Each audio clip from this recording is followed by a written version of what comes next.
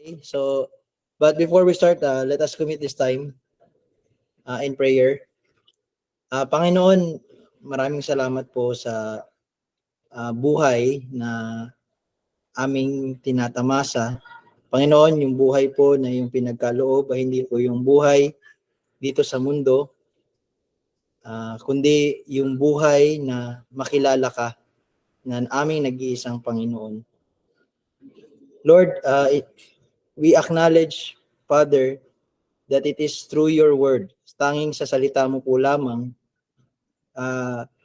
ang isang mananampalataya, ang isang pinili, ang isang kinahabagan ay nabuhay. Panginoon, kami ay mula sa kamatayan at buong buhay namin ay ginugol namin ayon sa aming sariling kagustuhan sa pita ng laman. At Panginoon, noon kami ay nasakop at nabihag ng kautusan, Panginoon. At wala ni isa sa amin ang may kakayanan upang kumawala. Pero salamat sa na ito'y iyong ipinasya. You are our Holy God, the Triune God, Father, the Son, the Holy Spirit. And to you we pray, here from earth towards heaven, Panginoon. Lord, we acknowledge the authority of your word. It comes from you in heaven, and we are merely human beings. We are sinners at that, Panginoon. And wala po talagang nagmumula sa amin na mabuti. Pero salamat sa magandang balita. At ito ang aming pag-uusapan ngayon. Gamitin mo po ang bawat isa upang magbigay sa bawat isa ng dagdag na lakas ng loob, Panginoon, bilang mga magkakapatid. Ito ang aming panalangin sa pangalan ni Jesus. Amen. So ayun, request ko lang yung sino yung makakapag-review yung naging discussion natin yesterday. So kahit short lang, yung kung ano lang yung na-impress sa'yo nung salita ng Diyos. Hindi yung na-impress namin ni Rael sa inyo, kundi yung ano yung na-impress sa inyo ng salita ng Diyos. Even hindi, ganito na lang, kahit hindi yung Jeremiah 31:8, kahit yung binasa mo kaninang umaga, no? Na pagising mo, no, ang bumungad sa iyo ay ang salita ng Diyos. Ano yung na-impress sa iyo ng salita ng Diyos sa araw na ito? So, hingi ako ng volunteer, Kasi kung walang volunteer, I will volunteer you, no? Ako na lang mag-volunteer kayo. Ayun, may nagbukas. Sino yung nagbukas? Ang mahalaga sa akin sa umaga pagkagising ay pasasalamat na ginabayan ako sa buong magdamag, walang masama nangyari sa akin. Yun ang nagpapasalamat ko sa Panginoon Diyos.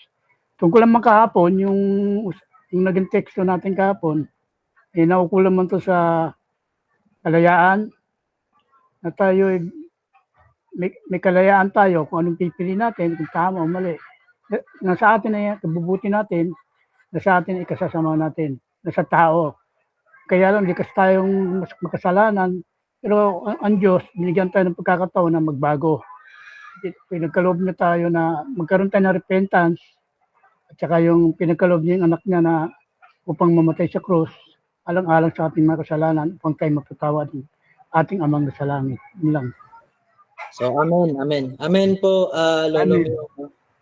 Salamat sa yung na-share. So, ganito po kaganda, kapag yung mga pastol, ay nagpapastulan. Alam niyo po yung yung sinasabi ko, yung tayo ay binigyan ng otoridad, hindi ng ating sarili, kundi ito ay otoridad ng Panginoon sa pamamagitan ng kanyang salita. At yung salita ng Panginoon na inihayag nga kay Lolo Myong, yun nga yung pasasalamat, no? Wala talagang ibang kumbaga ibang nasa puso ng isang Kristiyano na pinatawad mula sa kanyang napakababang estado, no, bilang isang makasalanan, bilang isang kumbaga na sa context ng pinag-aaralan natin kahapon sa Jeremiah, bilang yung kumbaga in exile sila, no, exile from the presence of God to Babylon. Yun nga yung tinatawag na hilagang lupain, no? So yun. So pagpapasalamat. So ibig sabihin ina-acknowledge natin kung saan nagmumula itong lahat, no? Tapos isa pa sa nabanggit ni Lolo Myong, yung kapasyahan ng isang tao, na tunay nga na binigyan siya ng kapasyahan, pero nga let me refine those words na tayo ang magdidikta kung hindi magdidikta, tayo yung may tawag dito. Tayo yung gumagawa kung tayo mapapabuti o mapapasama. Pero gaya nga po ng napag-aralan natin kahapon, wala po talagang magagawa ang isang tao upang siya'y mapabuti sa kanyang sariling pagpapasya, no? Tapos doon din banggit rin ni Lolom yung yun nga, pasasalamat sa pagpapasya. Tapos ano pa yung huli? Ano yung huli mo? Ano pa ba yung Yung way ni Lord na through Christ. Okay, so yun nga yung kaparaanan through Christ, no, na lahat ng mga bagay na ating natatamasa ay tunay na sa pamamagitan ng ating Panginoong Hesukristo. So salamat. So meron pang magdadagdag para makapag-start. Sino pang another volunteer? So ganito po, maganda po kasi na meron tayong interaction, interaction, no, through yun nga, yung magbigay lang tayo ng kahit konting encouragement para sa bawat isa sa atin. So malaking tulong po yun, wag po natin sabi rin ng salita ng Panginoon, wag niyong iwanan yung yung pagtatapok, tawag doon? Tipon-tipon. Pagtitipon-tipon. Wag po nating iiwanan. Kaya po nasa salita ng Panginoon 'yon, dahil po talaga tunay na wala po tayong ibang avenue na kung saan ang salita ng Diyos ay naihahayag sa atin kundi sa pagtitipon-tipon ng kanyang tinatawag na iglesia, no? So ayun po, sana maging sa atin 'yon, maging encouragement sa atin 'yon, no, na instead na nasa mga GC tayo na puro ang pinag-uusapan ay puro sa sarili, pagbibigay ng sa sarili, ng layaw ng mata, ng katawan, no? So ayun po. So yun nga, let me encourage you, no? So ano pa yung mga natin na pag-usapan? Tungkol yung about sa kalayaan, no? Yung free will na tinatawag. So, kasi sa mga nakaraan, medyo hindi pa talaga siya clear. So, praise God kasi nabigyan na siya ng clear na, sabihin natin, timeline, no? I mean, yes, nasasabi na po natin na tayo po'y alipin dati, no? Alipin ng kasalanan. So, makikita mo yung kagandahan ng mga salita na ginagamit, no, sa salita ng Panginoon. Hindi talaga siya, kumbaga, pag sinabi mong alipin talaga yun. No? So, yun, kahapon, nabigyan po ng mas clear na timeline at kahulugan na simula po talaga nung tayo'y nasa sinapupunan pa lamang. So tayo po yung makasalanan na, no? At pag sinabi po nating makasalanan, yun nga yung nature natin, tayo po ay alipin, no? Ng laman, ayon sa sanlibutan, ayon sa hari or ano yung prinsipe ng hangin na si Satanas, at yung espiritu na kumikilos po sa atin ay yung espiritu ng pagsuway. Yan po talaga. So ibig sabihin, yun nga yung nabanggit kahapon na yung free will na tinatawag is hindi na po yan kumbaga totoo, no? Kumbaga past na yon, no? History na yon. So lagi po nating tandaan na dati tayo po talaga'y alipin. So tayo nagkakasala kasi nga yun na po yung inclination natin. Yun na yung ano natin, yun yung state natin, no? Na tayo po is slaves to sin, no? Kaya po tayo nagkakasala dahil tayo ay makasalanan. So yun, mag-ingat lang po din tayo sa paggamit ng free will. Baka kasi isipin natin na meron pa talagang something good na meron sa atin. Pero yun nga po, kagaya nga po ng message last Sunday, at paulit-ulit na din po nating sinasabi, tayo po ay ubod ng sama. Kasi yun po yung original sin, no? Sa atin po nag-originate ang sin. So, pero praise God kasi tayo po ay pinalaya ng Panginoon. At tayo ngayon malaya na at alipin na ng katuwiran. So, yun lang yung parang gusto ko lang emphasize yung sa free will and slavery. Amen, amen po ulit ano. So, wala na pong magdadagdag. Kasi kung wala na magdadagdag, mamaya meron pa namang chance na magdagdag kayo, no. And I still encourage each one talaga, no. Yun, let us enjoy, no, the company of our brothers. Company of brothers, 'di ba? Kumbaga. So sige, pero bago ko muna simulan pala, no, ang daming introduction. Gusto ko lang kasi mag-share na kaya nga sabi ko sa inyo, hindi lang kung ano yung Jeremiah 31:8. What is more important is what is being revealed to you. Though the word is already revealed, pero ang ginagawa kasi natin pag nag-aaral ng salita, hinahalukay natin ano na yung mga bagay na na-reveal. And once na nandun na yung mga bagay na na-reveal, let us share it to our brothers and sisters, Siyempre, to give them life. Kasi, kaya nga, itong salita ng Panginoon, ito lang talaga yung nagbigay sa atin ng buhay. Kung wala itong mga salitang ito ng katotohanan, ay tayo ay mananatili sa ating estado na ubod ng sama, na ubod ng patay, no? Patay po talaga tayo. So, pag-usapan lang natin sandali. Yung sa, 'di ba, sabi ko nga sa inyo, yung first 2 chapters at saka last 2 chapters ng Bible, doon lang natin makikita yung parang tinatawag na yung world free of sin and death. 'Di ba? Kasi sin, ano po ang nagdala ng kamatayan? Kasalanan. So, hindi po ba tayo curious? Yes, I believe that it is more than curious, Hindi na lang po tayo more than curious, but it is our hope na, na on the last days, it is not the wrath of God na ating makikita sa ating mga mata, kundi itong yung sinasabi nga, subukan yung basahin yung Genesis 1 and 2 tsaka yung Revelations, the last 2 chapters of Revelations. Okay, heaven, presence of God.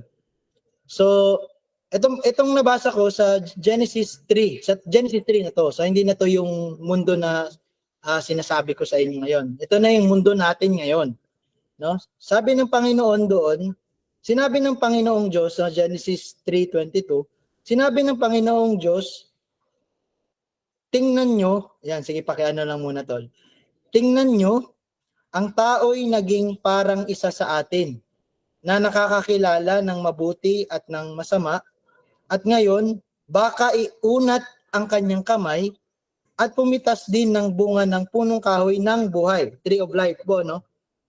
At kumain, at mabuhay magpakailanman. So, ano lang natin, bigyan lang po natin ng discussion kasi yun nga, nabuksan na yung about free will.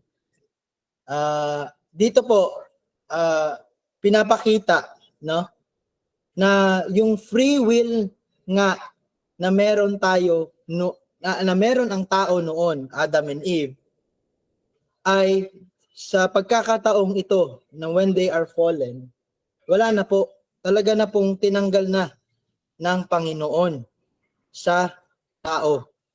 At ito ay alang-alang din sa kanila.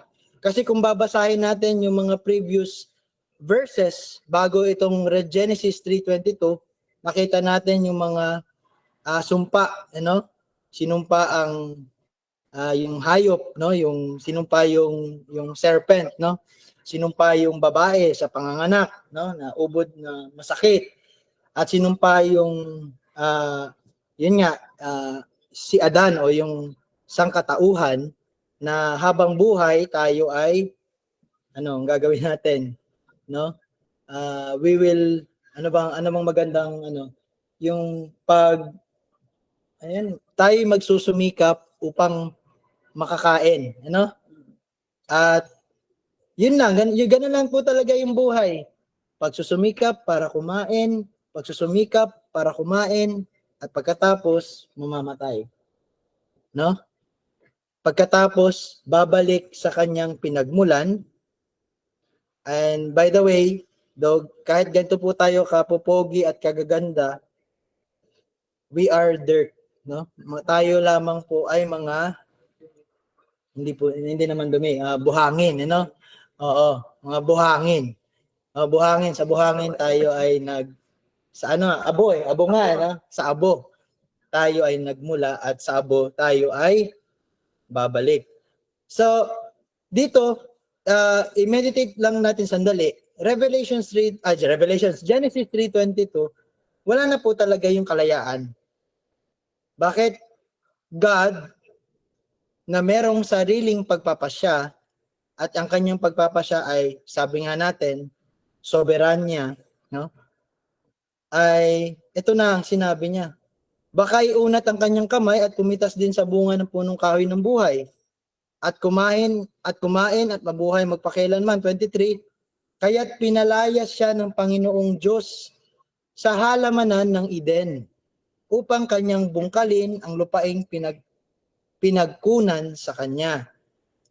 At kanyang itinaboy ang lalaki at inilagay sa silanganan ng halamanan ng Eden ang mga kerubin o yung mga anghel at ang isang nagniningas na tabak na umiikot upang bantayan ang daang patungo sa punong kahoy ng buhay. So, yun nga po, wala na po talaga tayong desisyon na bumalik, no? Kasi ano na lamang po, there is only one way. Kasi free will it talks about two ways eh. Obey, disobey. Life or death. And kung paragi po nating sasabihin, okay, free will. So how free is your will? So you are free. Kumbaga, ikaw ay free na maglakbay sa silanganan ng Eden, pero hindi sa Eden. Okay? So therefore, hindi sa mabuti, kundi sa hindi na mabuti sa atin. Yun nga, yung upang siya ay magbungkal sa lupain na kanyang pinagkunan.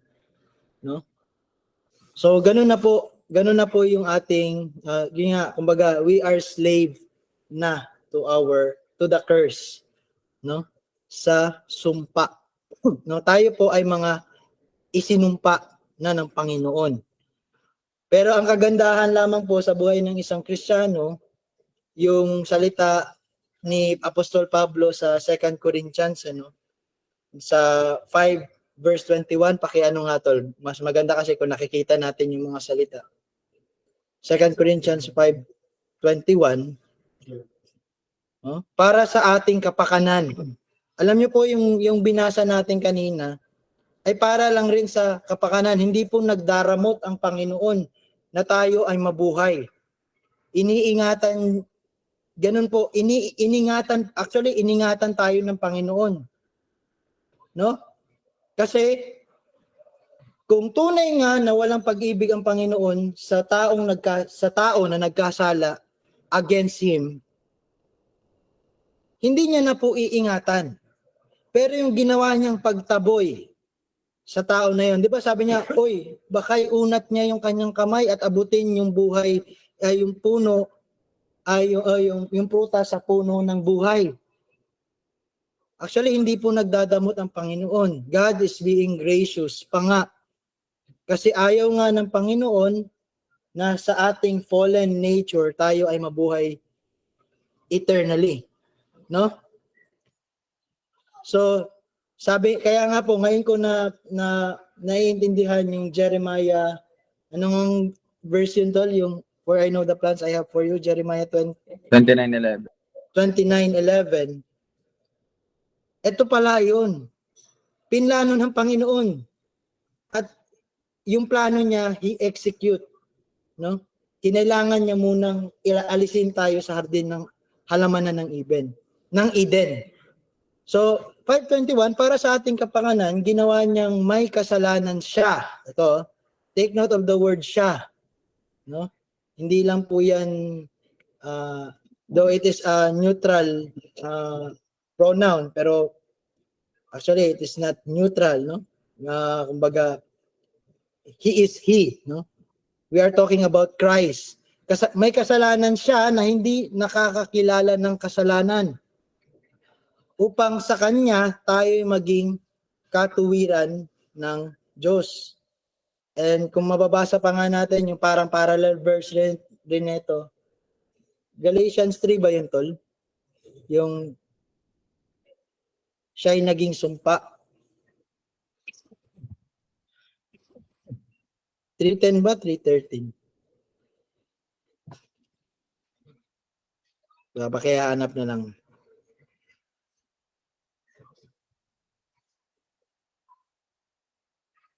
Sige, hahanapin ko, patuloy mo.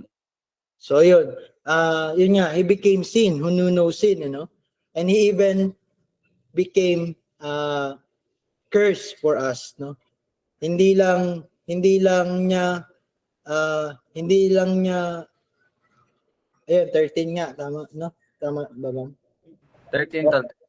Tinubos tayo ni Kristo mula sa sumpa ng kautusan.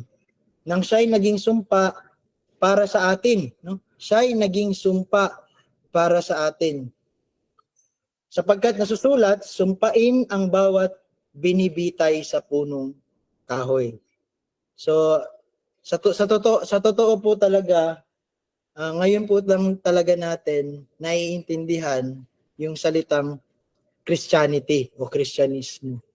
So, Christianity is all about the cross, no? Yung cross po na kung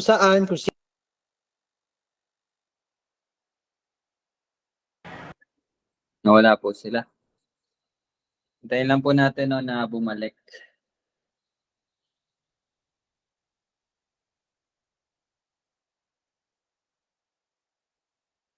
Habang naghihintay po, baka meron po kayong tanong or gusto i-share about po dun sa discussion natin.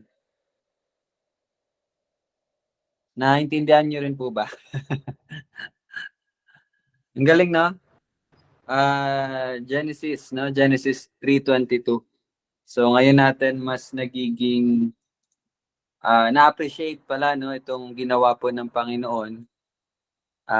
Dati parang pagbabasahin natin to, parang okay, pinaalis sila. Pero ito na rin po yung talaga yung time no na wala na po talagang kumbaga free will yung tao. Na yun nga sinasabi kanina, yung one of the highlight na sinabi ni Kuya.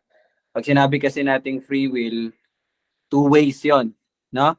Pwedeng good, pwedeng bad, pwedeng obey, pwedeng disobey. Pero yun nga po, hindi hinayaan or pinaintulutan ng Panginoon na manatili tayo sa ganong estado natin na tayo po ay tinatawag na fallen or makasalanan. Yun po yung purpose, bakit po pinaalis, di ba? In verse 23, no? Pinalaya siya ng Panginoon. So hindi po ito pagpapakita pagpapakita po ng katuwiran ng Panginoon. Pero dito din po natin makita yung habag ng Panginoon kasi hindi niya pinahintulutan na kasi pag nakain natin 'yon, 'di ba? That will be our eternal state. Yun na po yung estado natin for eternity, 'di ba? Magpakailanman. So, the reason, yun po yung dahilan bakit po pinalayas upang magkaroon ng redemption. So pag tinabi po nating redemption, yung pagliligtas, no? So kaya po kanina na-discuss yung 2 Corinthians 5:21 na para sa ating kapakanan, 'di ba? Siya ay naging kasalanan. So and related verses is Galatians 3:16. So ayun. Sige tol, patuloy mo tol. Ni-review ko lang habang naghihintay. Okay, thank you sa paghihintay. Medyo mahina yung internet. Pero yun nga, 3:13. So, sinumpa kung sino man yung binibitay sa punong kahoy. So, review lang po ng cross. So, yung cross po talaga, doon natin nakita yung, kumbaga, yung transaction ng banal na Diyos upang iligtas nga at kanyang isa katuparan ng kanyang yung sinabi nga natin na para sa ating kapakanan na kanya ay ipinlano para sa atin. Hindi yun nga sa atin or doon sa mga kanyang ipinili, no, na tunay na magmamahal at iibig din sa kanya, no, dahil sila ay kanyang binuhay maguli. So ayun, enough for that. So ganito po, no, kahapon kasi or yung last yata na nabanggit ni Ryle yung ICGCs, no, and kung magtataka kayo minsan nagti-take time talaga tayo sa isang verse lamang, no. Baka kasi meron minsan magsabi, ano ba yan sa Bible study nila, ang tagal naman matapos ng Matthew 1, no, ng genealogy, ang tagal naman matapos nitong Jeremiah 31, no, kahapon 31:8 lang yung first ano lang yung ating nabasa, first sentence, tapos yun na, natapos na yung isang oras natin.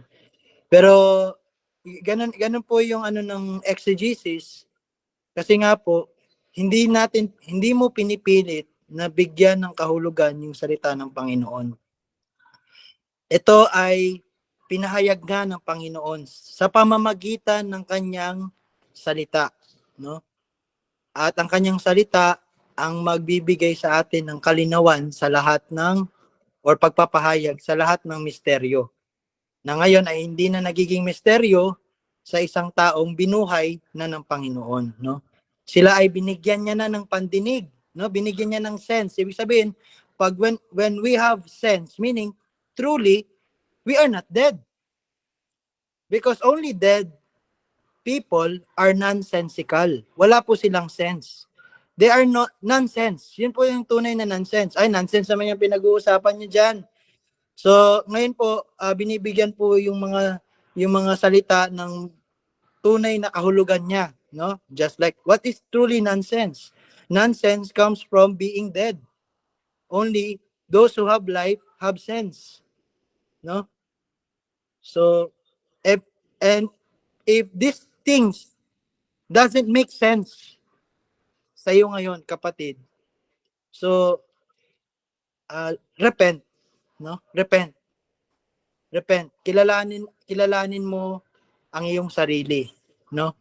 Na ikaw ay tunay na nalayo sa Panginoon dahil ikaw ay ubod ng sama at sa kanya, at ikaw ay pinangungunahan o ang iyong pangulo ay yung nga tinatawag natin ang pangulo ng hangin, no? Prince of the power of the air, and that is Satan.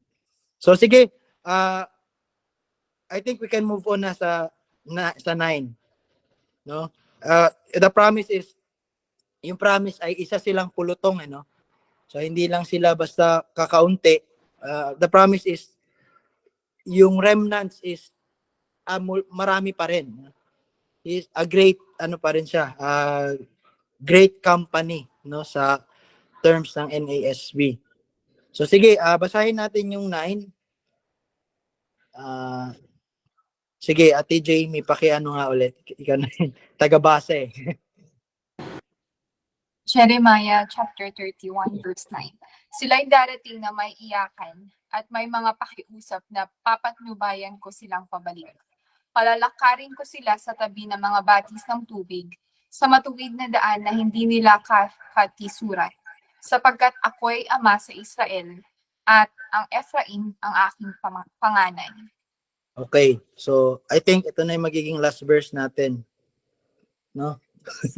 So, what to expect, no, sa Bible study natin. Medyo one verse lang. Pero, yun nga. So, bear with me, no, brethren. So, sila'y darating na may iyakan at may mga pakiusap na papatnubayan ko silang pabalik.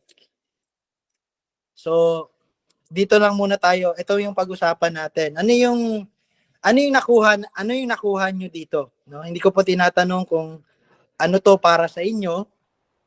Ano yung nakuha natin mula dito sa salita ng Panginoon sa atin ngayon? At sabi ng Panginoon, no, though through the words of Jeremiah, sila'y darating na may iyakan at may mga pakiusap, no, nakikiusap, na patnubayan ko silang pabalik. Okay. So ano po ito? Ano yung nakuha natin sa mga salitang ito ng ating Panginoon? So ito na yung sinasabi ko, this is your time to share. So kayo naman. So, yun. Sige lang, kahit ano lang. 1, 2 sentences. Kasi ano lang naman. Sige, ano tol, siguro una defining terms muna, no. Yung salitang iyakan, usual na may isip natin kapag may iyakan, ito ay patungkol sa isang bagay na nakakalungkot or kumbaga bigati, no. And pakiusap or kumbaga pleading, no, yung parang please, no, parang gano'n, no. So, ito ay parang paghingi ng favor or habag or awa, no? So yun yung dalawang ano ba to, verbs ba to? No, pakiiyakan at pakiusap.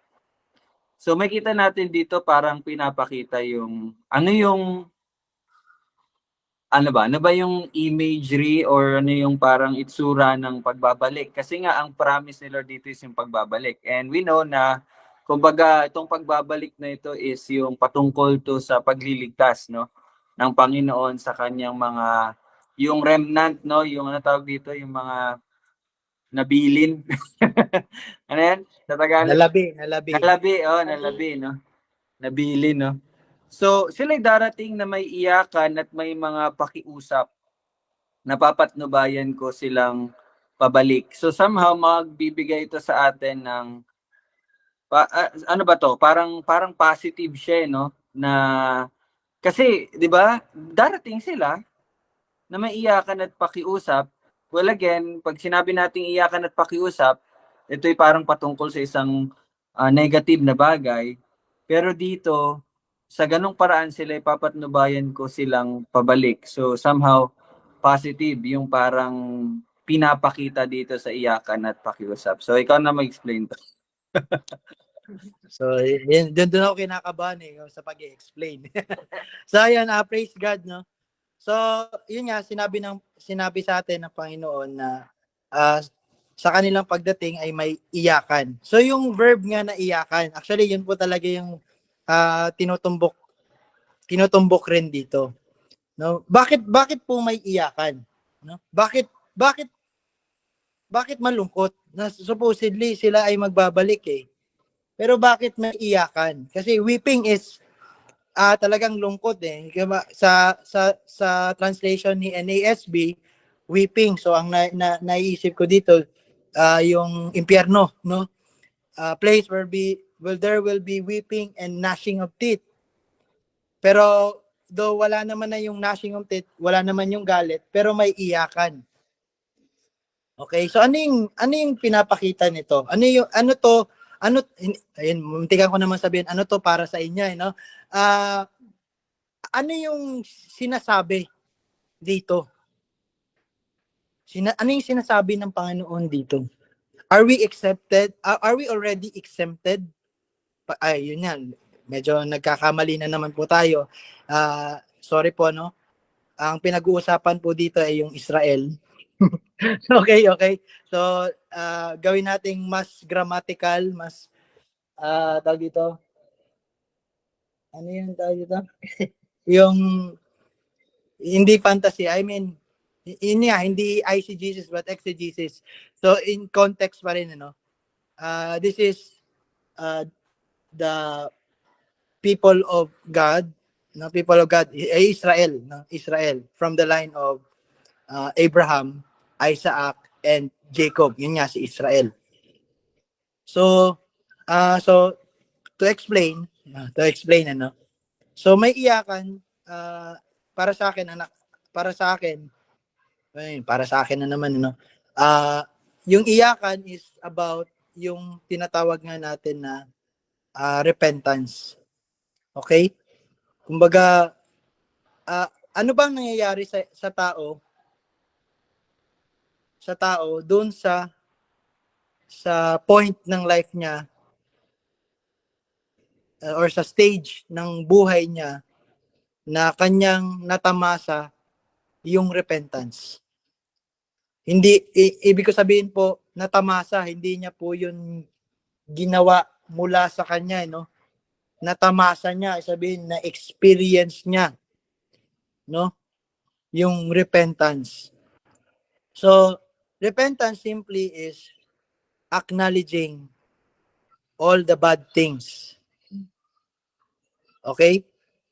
Kasi kaya nga po ang sigaw ni Juan sa ilog Jordan, repent. 'Di ba? Repent.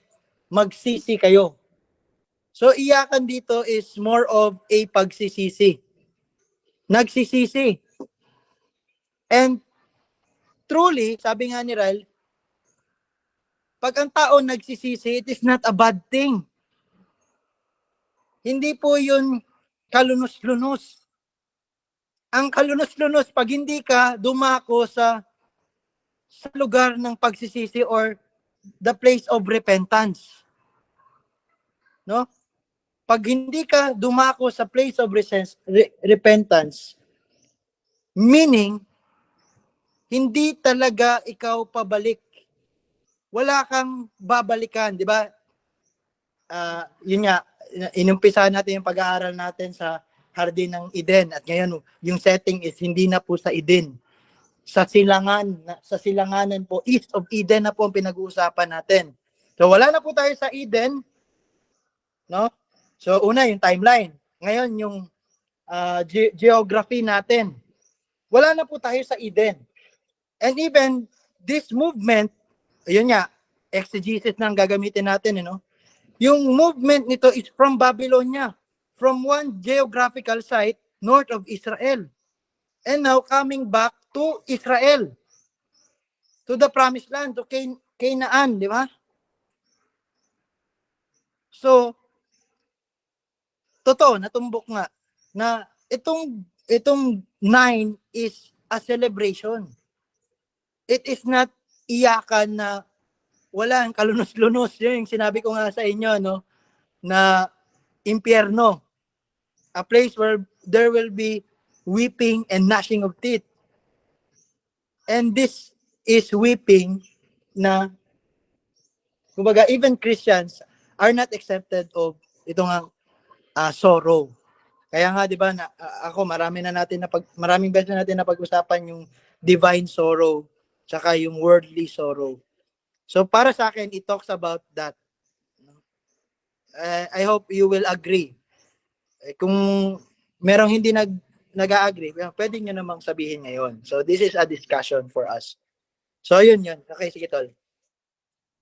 Yung ayun no, I think ako I would agree na ito yung sinasabing iyakan dito at saka yung pakikiusap is yung state of yun nga yung pagluluksa hindi dahil hindi dahil mapapahama ka pero yung state ng tao na nahayagan siya no ng pagpapatawad ng Panginoon.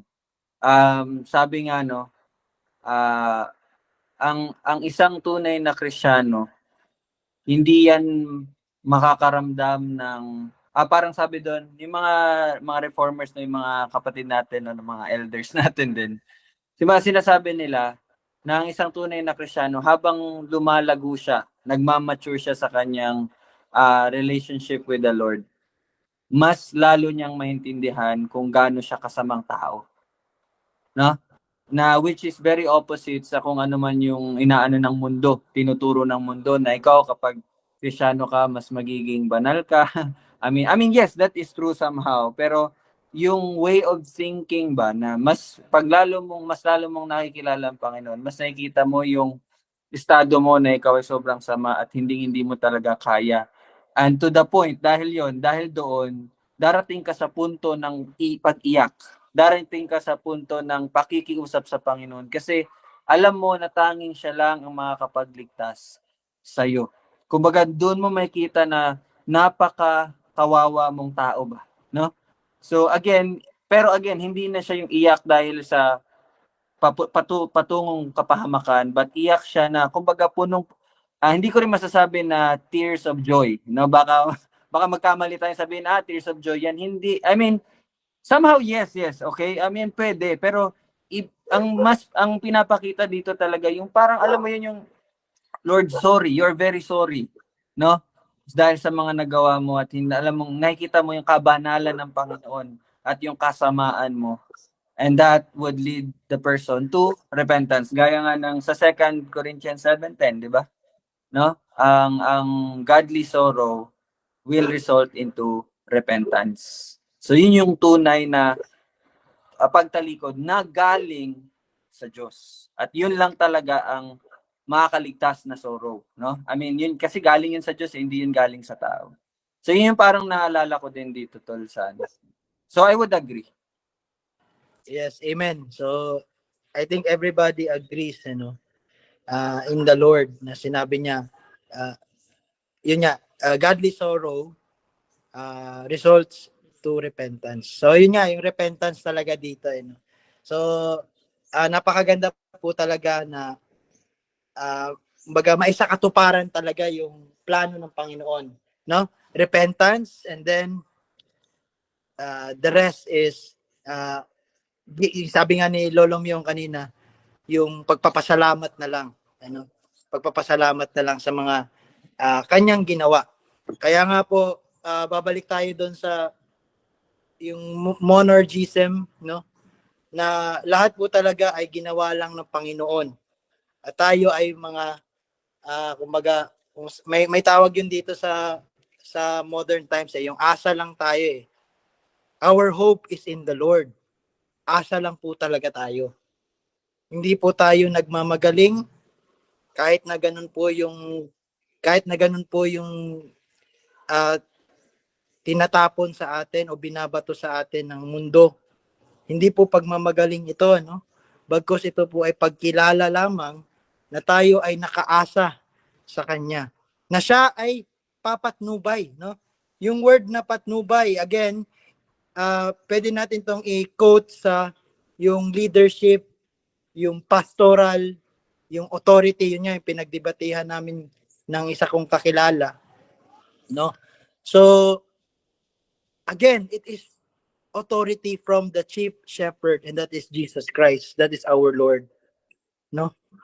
So it's all about His authority. Nothing, even our repentance, comes from us. Hindi po to joint venture, It is, kung may joint venture man ito, it involves the three person of the Trinity. And they are united in that venture. Hindi po sila nagkakasalungat. Hindi po nangyari na nung nagkasala ang tao sa sa banal na Diyos ay ang ginawa ng Panginoong Hesukristo nang siya pumunta dito ay para bang nagrebelde siya. Hindi daddy. Mahalin mo po sila, hindi po. In eternity, bago pa man itinatag, mahal na po talaga tayo ng Panginoon at kung hinayaan man ng Diyos Ama na ang Diyos Anak ay gawing sumpa, no? Hindi lamang po sumpain, kundi gawing sumpa sa krus. Ito po ay dahil they have this joint venture, no? Ayan, sasabihin na naman polytheist tayo. Actually hindi po. We are talking on the three person. And it is very napakasaya po o napakasarap lamang po pakinggan ng nature ng Panginoon na ni-reveal niya sa atin, no? That He is a triune God. He is three in one. Okay. Anong oras na to? Wait lang 27. Sige, tapusin lang natin, kasi maganda yung next na verse sa 9 pa rin, no? Ang sabi, pakibasa nga ulit yung patnubayan. Sa matuwid na daan, hindi nila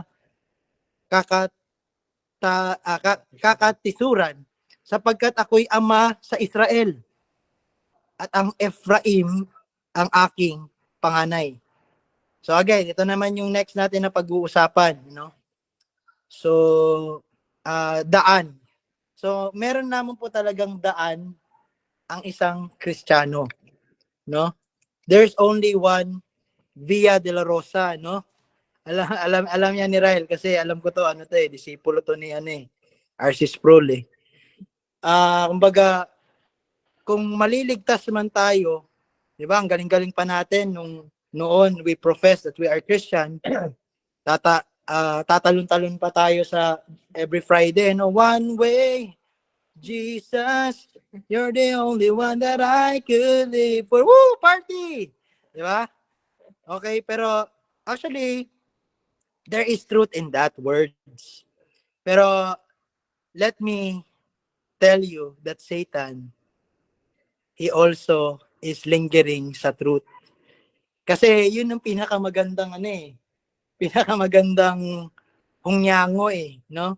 Yung truth Kaya wag po kayong magtataka, sasabihin na naman ng iba na ano ba yan? Puro ka na lang critical thinking dyan nagkakaroon ka na yata ng critical spirit Okay. So nabanggit pa yung spirit, So as Christians, do not let them. Wag nyo silang hayaan na yurakan ang espiritu na nasa iyo ngayon. Okay?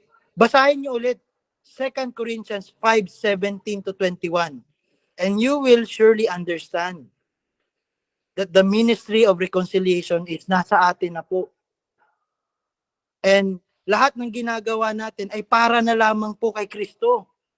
Sapagkat lahat ng ginawa ni Kristo ay para lang rin sa ating kapakanan. So I invite you, medyo tapos na time's up na talaga. Pero basahin niyo ulit 2 Corinthians 5:17-21. And tomorrow we will discuss on that. So salamat po sa inyong pagsubaybay sa ating channel sa YouTube. So sige, baka meron pa kayong last na Tol, bukas wala muna tayong Ayaw nga pala, special biyahe. So, announcement po pala, wala pong munang Bible study bukas. Lipad muna kami sa US. Sundin ko muna yung family ko doon sa Manila. So, magpapatuloy tayo sa Thursday na po tayo. So, bukas, muna pahinga. Pero yun, maganda na nasabi ni Kuya yun, assignment. Meditate po natin, pag-aralan po muna natin ulit yung 2 Corinthians 5:17-21 or kaya basahin niyo yung chapter 5 para sa Thursday, dyan po tayo magsisimula muli, tapos ko-connect natin doon sa Jeremiah 31:9. Tama, Tol? So si Kuya muna magli-lead for the week kasi na-miss natin siya, matagal siya hindi nakasali. So take natin opportunity Okay ba yun, Tol? Sige, amen, amen. So, ayun, kahapon medyo overtime tayo. So, ngayon, 3 minutes lang overtime natin. So, let us pray. Father, salamat po sa Jeremiah 31 verses 8 and 9 na tunay po talaga na napakasiksik, liglig at umaapaw ang iyong katotohanan. Dahil ito ay iyong ginawa, ito ay iyong pagpapasya na buhayin at bigyan ng pandinig ang bawat isa. Salamat, Panginoon, sa buhay na walang hanggan. At sa buhay na walang hanggan, wala pong gagawin ang isang Kristiyano kung hindi ang to behold your whole personality, your holiness, Panginoon. Ito po ang aming panalangin sa pangalan ni Jesus. Amen. Amen. So, bye-bye. See you tomorrow. Thank you Bye-bye po. po. Thursday po, Ingat po. Thursday. Ingat po kayo bukas. Salamat, Mami Su. Bye-bye po. Sige, bye Ingat po. po. See you soon po. Apo.